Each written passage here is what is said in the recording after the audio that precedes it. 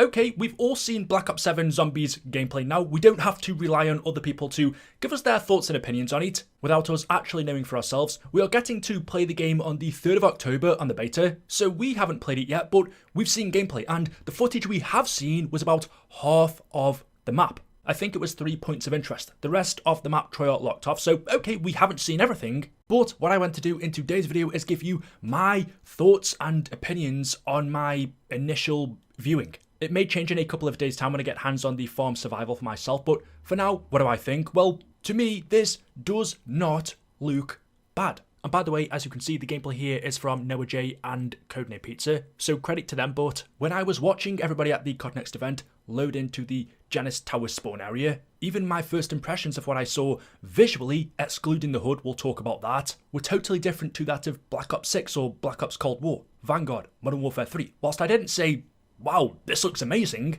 something felt different. And it's the map, because when you actually deep it, the gameplay systems aren't that different to Black Ops 6. The UI is pretty much the same as any modern day zombies game, but the map visually looks really good. It's not a boring singular building, it's not a facility. There's just so much going on in front of your eyes, especially with all of the different points of interest being from different time periods throughout history, and it seemingly being layered as well, it not all taking place on a flat level surface. There is minimal verticality to it. Thank God we are not getting a boring map gameplay wise and visually, because this looks really good. The only thing I was thinking to myself is, I kind of wish the contrast was turned up in certain areas. For example, looking at the skybox, there are these purple swirls everywhere to represent the Dark Ether, but if you look at the Dark Ether skybox in D Machine, for example, look how bright the purple in the sky is. You compare that to the purple Dark Ether sky here, it's way more toned down. Maybe that's just a personal thing, but that purple being such a beautiful colour to me, having it pop out more just aesthetically, might then have made me look into the sky and say, okay, wow. I'm not saying to turn the brightness up, because I saw a lot of people complaining about that as well. This is the Dark Ether. It's supposed to be dark, but I think turning up the contrast on the purple tones may have then just made me say wow, because there are certain points of interest which are really cool. For example, the floating pyramid, how huge and overpowering it is. That's one specific point in the map which looks amazing. The town's really cool. All of the areas are. I do just wish the skybox stood out a little bit more, because as you're playing, it does start to look like a regular night sky. Continuing on the visuals of the map, a lot of people were also complaining about the lack of fog between areas. I thought it was going to be a big annoying thing, kind of like it was in Transit, and the way they spoke about the fog system a couple of months back, in a Treyarch podcast I think it was, they basically said as you move through the fog, it will interact with you, it will part ways, and basically act as real life fog would. But I'm looking at the gameplay and there's barely any fog on the map. I don't know if since then it's been reduced. I was really excited to see how this feature was going to work over 10 years later since we last saw it in Black Ops 2's Transit, but they've toned it down so much that it's barely noticeable. And honestly, this is probably a good thing, because on Transit, it was so thick you actually couldn't see where you were going. You would have to rely on you knowing the transit layout if you wanted to walk through it. But also in Transit, you didn't need to see where you were going, because the bus drove itself. Whereas in Ashes of the Damned, you have to drive yourself through the fog, so you've also got to see where you're going. Besides from aesthetics in it looking a little bit more eerie, gameplay-wise, the fog was just annoying. The time it takes to get from location to location isn't as long as I expected. Maybe that means the map isn't that big after all. Again, we haven't seen it all, so it's difficult to say. But what we have seen from the map, I think, looks miles better than anything we've seen in recent history. Now, when it comes to the gameplay, I believe you're either going to hate it or love it, and that depends on whether you enjoy modern zombies, because looking at it, I don't think there's much difference between this and Black Ops 6. From the changes that Treyarch have told us they've made, it seems like all of the issues we had with Black Ops 6's gameplay have not been removed, but improved. So for example, them refining the Gobblegum system, you now being able to crush down Gobblegums that you don't want to turn into essence, or them refining the armor system, where you can now purchase level 2 and level 3 armor from the same wall buy, or them attempting to make the gameplay harder by making weapon rarities more expensive. You can see all of these systems from Black Ops 6 still exist in the game, but they've been improved. So without playing it for myself, just watching, it looks like it plays pretty much as Black Ops 6 did. The augment system is back, but those gameplay systems have had some improvements. Therefore, if you hate modern day zombies because of the way it plays, I don't know if there's going to be enough difference here for you, but if you love modern day zombies, if you enjoyed Cold War, if you enjoyed Black Ops 6, then this is that, but better. The one thing I will say is, with how unique this map is, yes, it's round based, but it's huge and contains a vehicle. It's not our usual round based zombies map. Perhaps that will overcome your dislike for the modern zombie systems. It seems like at this point, this is just what Treyarch are sticking with, bearing in mind this game was developed alongside Black Ops 6, so you would have never expected them to be that much different anyway. But I do hope in their next game, Black Ops 8 or whatever it's called, we get something new now, because when you think about it, we have had this similar gameplay loop since Black Ops Cold War, which came out in 2020, 5 years ago. By the time their next game comes out in 2028, I would guess, it would have been 8 years. We would have had 5 games, Cold War, Vanguard, Modern Warfare 3, Black Ops 6 and Black Ops 7, with this similar modern day zombies gameplay loop. That is the exact same amount of games that we had for the old zombies gameplay loop. World at War, Black Ops 1, 2, 3 and 4. That was 5 games, which hopefully means in Black Ops 8 we get something different now, because I will admit, it's getting to the point where it's not fresh anymore. It doesn't feel new. The gameplay, even though it's a new game, because the gameplay isn't that different, it's starting to feel stale to a point. I know so many people enjoy it, so many people prefer it, but so many people don't at the same time, which is why they've introduced a curse mode. They know of that, but ultimately, 5 games, 8 years is a good time to switch it up. That's all I can really take from this. If you enjoy modern day zombies, you are going to enjoy this. If you don't, you probably won't, because there are not enough differences, just improvements. Honestly, I've gotten used to how modern zombies plays now, and sometimes I prefer it because it's way easier, meaning it's way more relaxing, it's not as stressful. Old zombies with no armor could be hard, you couldn't take your eyes off the screen like you can here. Maybe it's just because I've gotten used to it and accept it at this point. This is what it is. For me, it's fine, but this should be the last game that plays this way now.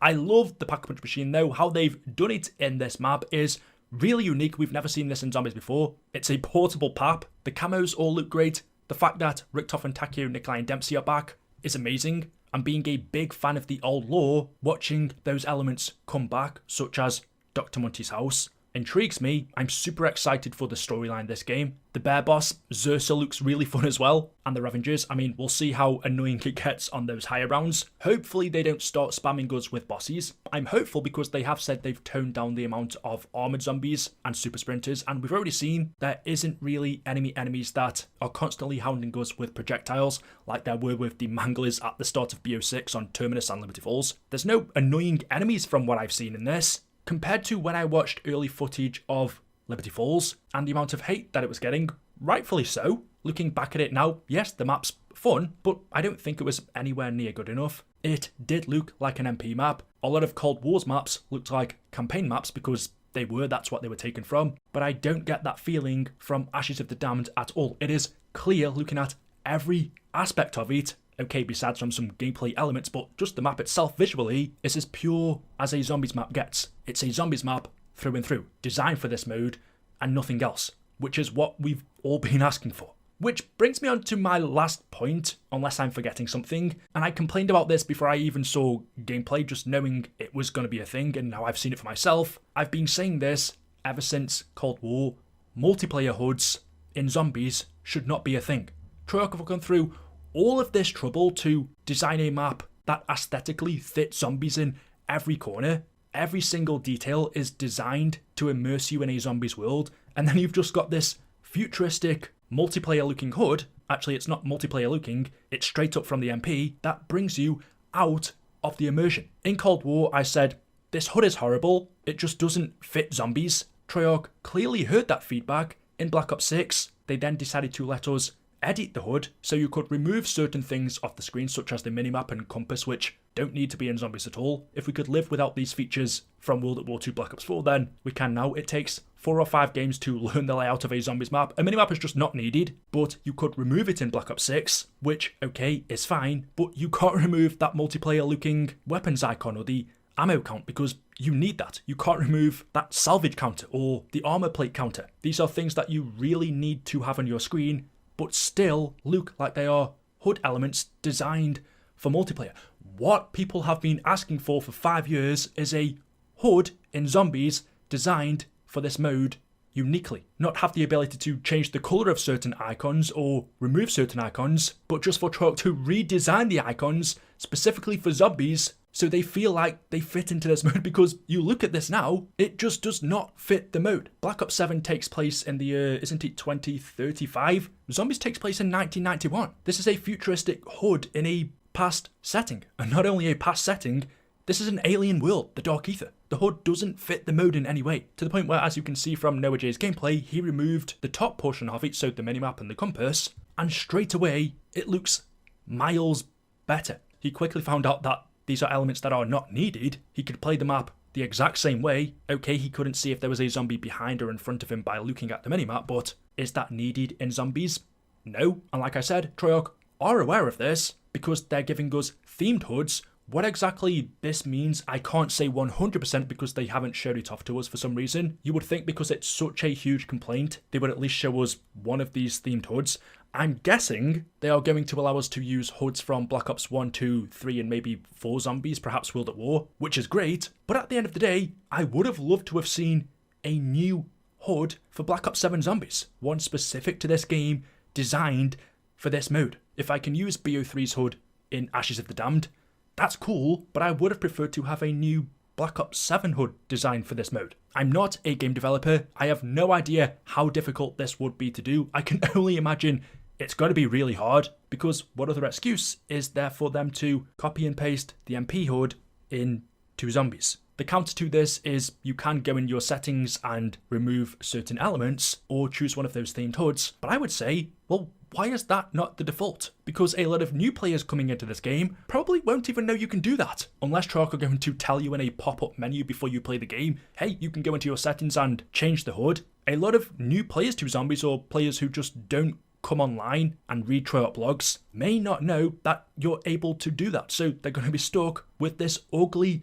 looking MP HUD when we could have had something beautiful that actually fits the map. It's such a shame because Treyarch have gone through all this trouble to create what looks like a visually great Zombies map. They've even redesigned the ammo box. They've looked at that and gone, okay, that doesn't fit the Zombies theme. Let's just plaster a new skin on it that fits the Dark Ether, and it looks good now. They've done so well in the design of things, yet they've kept this ugly looking HUD that ruins the immersion because it doesn't fit the game's theming at all. And I'm going to reiterate, because I know people will be saying it, you can remove certain elements that you don't want. There are also certain elements that you just need. The weapon down your right hand side, your armor plates, the amount of essence you got, you still need certain things, but those certain things just do not fit the game mode. I can't get my head around why Treyarch just seem to refuse to fix this. They do everything but just design a unique HUD for Zombies. I can't imagine it's difficult, it's just a visual change, right? But it must be. If that's the biggest complaint I have, then that must mean Black Ops 7 Zombies is in a pretty good place. If the HUD is the biggest issue, not the map, not the gameplay, okay, it's not great, but it is what it is. If the heads-up display is the biggest problem, then we could be in for a pretty good year of Zombies. Until I play the game on the 3rd of October, which is when the beta is, it's difficult to say for sure. I might do a final impressions video then, based off the beta, if my thoughts turn out different, but yeah, while I was watching the live stream, I was seeing quite a lot of people saying, this looks bad, but it doesn't. If you've played Modern Zombies, this is exactly what you should have expected, gameplay-wise.